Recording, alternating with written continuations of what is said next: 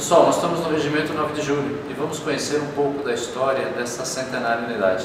E quem vai mostrar isso pra gente é a Thaís, a primeira oficial na Cavalaria de São Paulo. Essa sala, pessoal, ela está aberta à visitação. É uma sala que tem armas, tem uniformes, tem peças históricas. E a Thaís vai mostrar um pouquinho pra gente. A gente vai conhecer a nossa principal peça que nós temos aqui hoje, que é a espada que foi entregue ao general de brigada Miguel Costa. É uma peça de muito valor, de um valor histórico muito importante para a gente.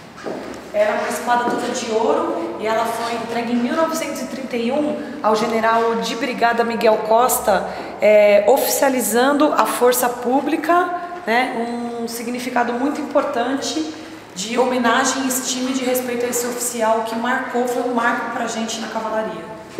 Miguel Costa, além de ter participado aí da Revolução daquela época, a Revolução de 1924, ele também foi comandante-geral da Força Pública de São Paulo. Ele era muito querido pela tropa. E tem mais uma coisa, a espada, ele é o símbolo do oficialato, é o símbolo do oficial da Polícia Militar, hoje usado até hoje pelos nossos oficiais. Essa armadura pertenceu ao general Stadtmiller. Ele foi um oficial muito importante, o qual trouxe todos os ensinamentos da cavalaria francesa, motivo pelo qual toda a nossa doutrina hoje de policiamento e de arte equestre, ela veio da França, graças ao general Stadtmiller, e essa armadura pertenceu a esse oficial. Pessoal, nós estudarmos a nossa história, tendo também uma visão do futuro, isso faz com que nós possamos viver o presente melhor. E é isso que acontece aqui na cavalaria. Queria mostrar aqui uma metralhadora aqui, ó, chama Hotchkiss, foi utilizada também pela Força Pública de São Paulo. Pessoal, agora nós vamos ver uma outra ala da Sala da Memória, mais especificamente com peças da Revolução de 32. Vamos lá, Thaís. Nós temos aqui alguns móveis que pertenceram, como exemplo dessa escrivaninha e daquele sofá, que eram do gabinete do Júlio Marconi Salgado. Essa metralhadora, pessoal, é de 1906, dinamarquesa, é a metralhadora Madsen. Só para a gente ver como a tecnologia hoje evoluiu, né? Uniforme usado na Revolução de 32. Essa escrivaninha que pertenceu ao general Júlio Marconi Salgado. Aqui na parede nós temos alguns documentos do ano de 1932, especificamente da Revolução de 32. Essa cela é utilizada para ser carregada e transportada em um cavalo, tanto que a gente pode observar aqui que nós temos um pelego e todo o equipamento necessário, peitoral, a cilha, né, para ser ajustada e transportada no cavalo. Hoje nós utilizamos ainda esse equipamento nos desfiles do 9 de julho. Nós desfilamos um policial, existe um pelotão que usa farda alusiva à Revolução de 32, o uniforme que era usado na época, e a retaguarda do pelotão, um policial desfila, né, levando à mão um cavalo com essa metralhadora. Tudo isso, pessoal, pode ser visto aqui no Regimento de Cavalaria, que isso é aberto ao público. São peças históricas. Nesse ano nós inauguramos aqui na nossa Sala da Memória uma sessão específica como homenagem à Banda de Clarins. A Banda de Clarins ela é uma sessão centenária desse regimento, onde os policiais, além de estarem habilitados para montar cavalo, eles ainda tocam e executam algumas canções a cavalo. Se vocês observarem aqui, nós temos os instrumentos. Esse instrumento chama-se tímbares, onde o policial conduz o seu cavalo com as rédeas nos seus pés e as mãos ficam livres para trocar os tímbares. E uma notícia muito importante que esse ano o comandante do Regimento de Polícia Montada 9 de Julho protocolou um pedido de tombamento histórico da apresentação da Banda de Clarins, bem como da apresentação do carrossel, são tombados pelo patrimônio histórico. O carrossel, pessoal, é um movimento feito, né, no picadeiro pelos cavalos, normalmente utilizado aí nas solenidades, que é muito bonito, vale a pena vir conhecer o carrossel, principalmente no aniversário da cavalaria.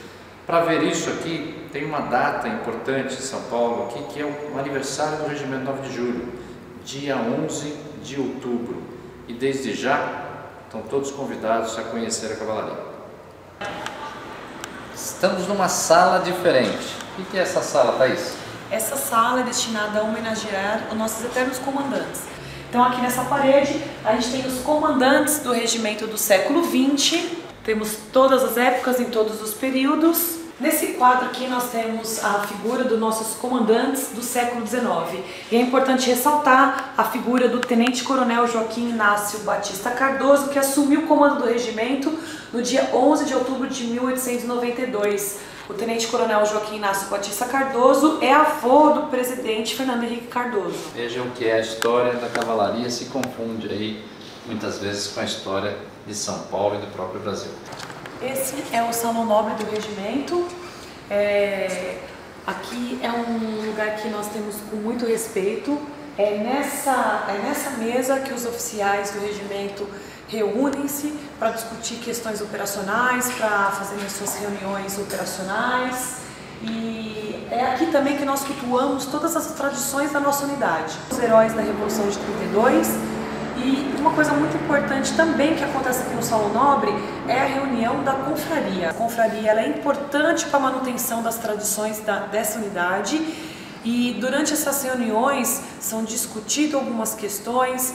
Os ex-comandantes e os oficiais que já foram para a reserva, eles dão opiniões, ajudam o novo comandante a seguir, a cultuar as tradições e a trilhar o melhor caminho possível para essa nobre unidade. Pessoal, só um detalhezinho, aqui no Salão Nobre nós temos aqui uma obra do Salinas, que era um grande pintor, e aqui a cavalaria no campo do Canindé, que hoje nós temos aqui a marginal do Tietê, e lá naquela época, nos idos de 1800, não tinha muita coisa. Pessoal, agora nós vamos para a atualidade. Eu, como comandante-geral, usei muito a cavalaria, que é uma tropa reserva, junto com o choque, né? Uma tropa reserva do comandante-geral. Thaís, como é utilizada hoje a cavalaria? Hoje a cavalaria de São Paulo, ela atua dentro da doutrina de polícia comunitária. Então, a missão principal hoje da cavalaria, por legislação, é o controle de grandes eventos, de grandes tumultos, de grandes aglomerações de pessoas.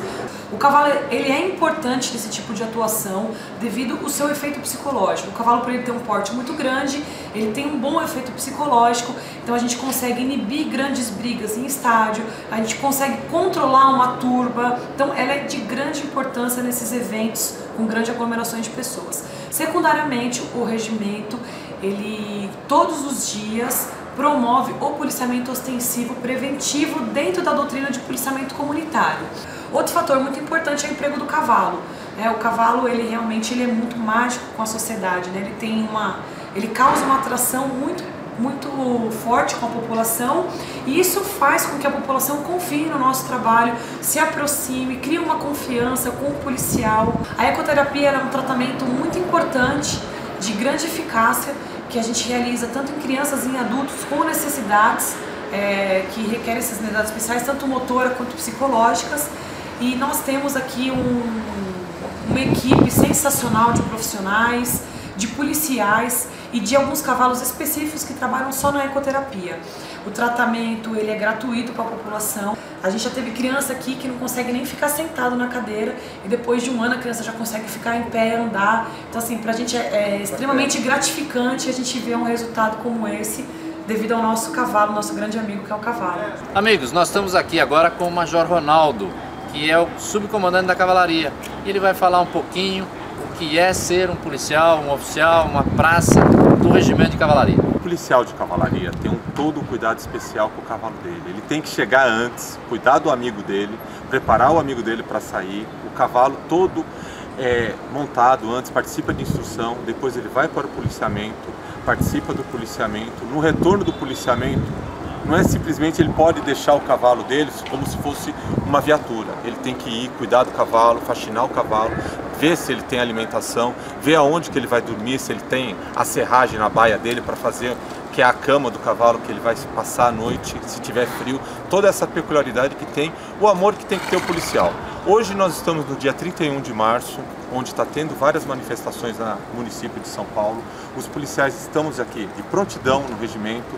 Vocês podem ver naquela cela ali que está do lado do cavalo, o cavalo já está preparado para sair, aguardando ordens. Quando dá ordem de marcha, o cavalo vai ser encilhado, vai ser preparado junto com o seu companheiro, o seu cavaleiro, para ir executar as missões de policiamento. E lembrando o seguinte, quando os estribos se socam, está feita a camaradagem. É uma frase lema da cavalaria. Pessoal, nós conhecemos então um pouco do nosso Regimento 9 de Julho, o histórico Regimento 9 de Julho. E como a gente sempre ouve comentar, não só dentro da cavalaria, mas em todos os lugares que a gente passa, sempre haverá uma cavalaria.